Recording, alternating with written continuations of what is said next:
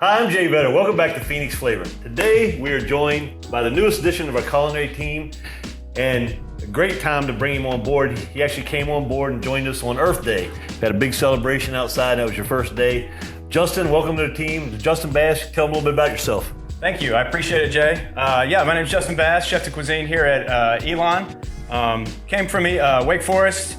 Really happy to be here with you guys. Looking forward to doing some really fun and exciting things this semester. And you're from North Carolina, right? Born and raised? I am. I'm from Greensboro, just down the road. Yeah, nice. So, good addition. Welcome to the team, Justin. I know we threw you right in there at Earth Day and we had a big celebration on campus, but you survived and you came back the next day. I did. It was a great time, so looking forward to it. So what are you going to cook for us today? So today we're going to do a fried green tomato stack, Napoleon if you want to call it.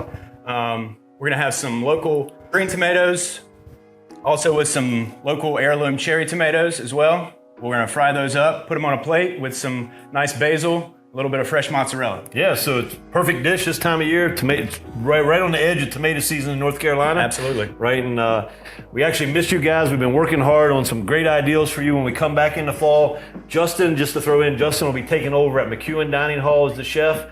So he's looking forward to him doing great things there. So you want to get us started? Sure, absolutely. Thanks, Jay.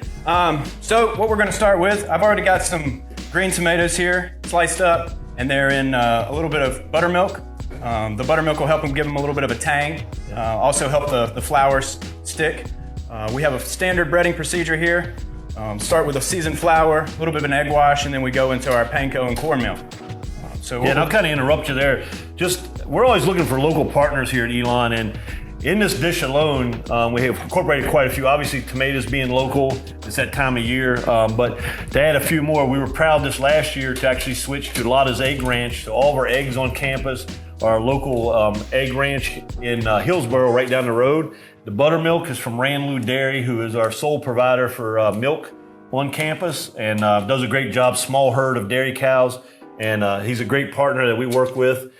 Today we'll also have local basil that actually is growing right in Justin's dining hall. It's a Babylon micro farm.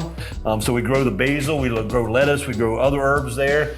And then today he's also using mozzarella in this dish. And in the fall, just as we expand the line of Randy's offerings from Ranloo Dairy, we're gonna start actually pulling fresh mozzarella on campus using some of Randy's milk. So that's my plug, and I'll turn it back to you, Justin. Very cool, very cool.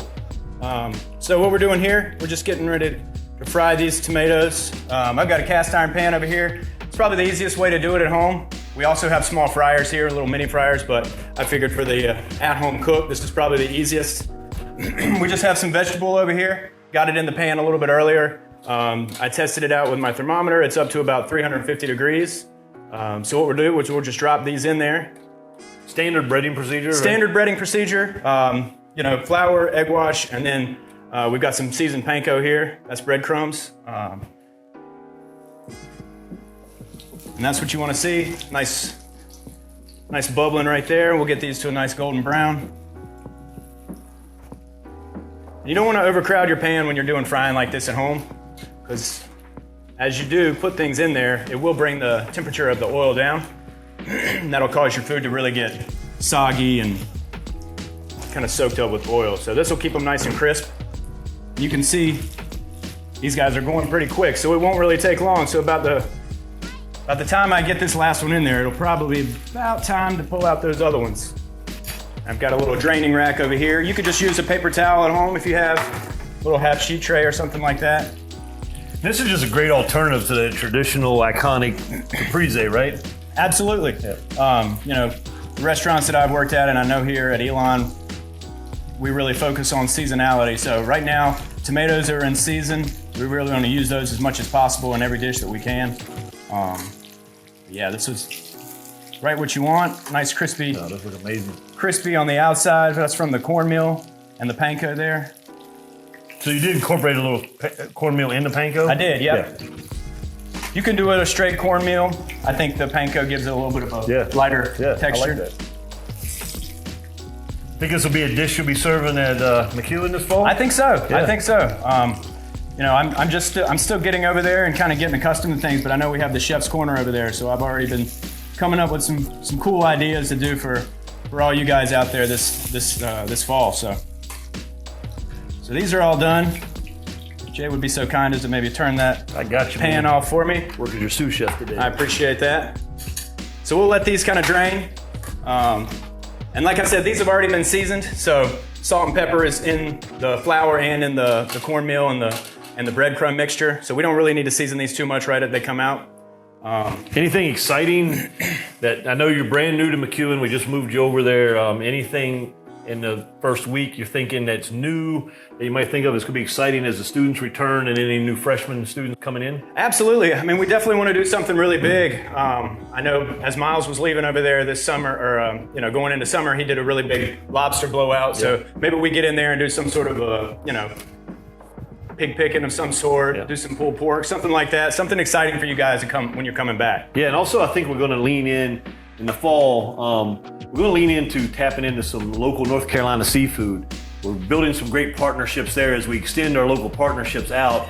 The next logical thing is, man, North Carolina's a lot of coast. Absolutely. Got a lot of great fishermen out there doing small scale stuff. So we're going to really tap into those and start tapping into that and bringing in some fresh seafood, some whole fish that our chefs and our culinary team can start to work with, and we can start training them on breaking down whole fish and some of that byproduct catch that these small fishermen were able to help them out. So I think that's going to be exciting on campus. Yeah, absolutely.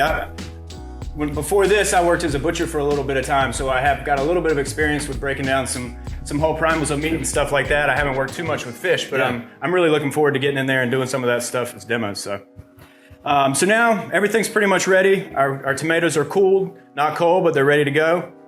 So what we'll do is we'll start building up the stack here. We'll start with one fried green tomato. Then I've got some of the local mozzarella. Gonna put a piece there. Got some of the local basil. Maybe we'll put a little bit of that hanging out the side. I always want to think about presentation. It's just the chef in us. Even if this is at home, you want to make it look nice for everybody. So we'll build that stack. And you can go as high as you want. These slices of tomato are a little bit thicker. So maybe we'll just go up, maybe one more layer. And then we've got, like I said, the olive oil with a little bit of basil in there, and also our balsamic reduction. And all that is just a little bit of balsamic that we had on the stove. Just let it slowly settle down, and it thickens up real good and concentrates those flavors.